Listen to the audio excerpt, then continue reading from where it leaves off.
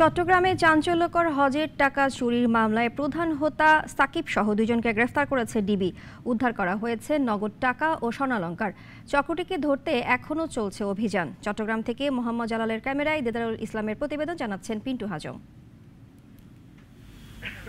নিয়ত ছিল সপরিবারে হজে যাওয়ার। এজেন্সিকে টাকা জমা দেওয়ার জন্য ব্যাংক থেকে নগদ 18,80,000 টাকা তুলে ঘরে রাখেন চট্টগ্রাম নগরীর ডবলমুরিং থানার পীরবাড়ির মোহাম্মদ জসিমউদ্দিন।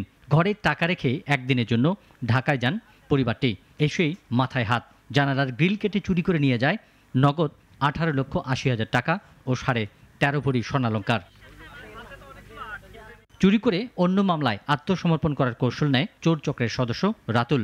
জানা যায় এটা তার মামলা থেকে বাঁচার কৌশল। এবার তার সেই কৌশলের সূত্র ধরে ডিবি গ্রেপ্তার করে চোর চক্রের প্রধান সাকিব সহ দুজনকে। এই এলাকায় যত চুরির মামলা আপনারা শুনবেন, প্রায় সবগুলোর সঙ্গেই এই সাকিব গং এরা জড়িত। তিনি আরও জানান, মামলার খরচ জোগাতে ও আগে বাকিতে জামিন নেওয়া টাকা পরিশোধ করতে পুনরায় চুরি করে এসব চোর।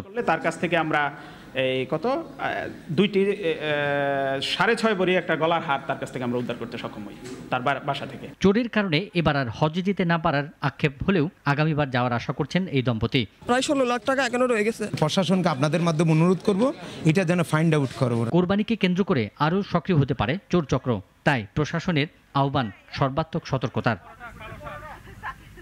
পিন্টু হাজং, নাগরিক। একমাত্র ওয়ালটন এসি দিচ্ছে 1 বছরের রিপ্লেসমেন্ট গ্যারান্টি এবং কম্প্রেসারের 10 বছরের গ্যারান্টি।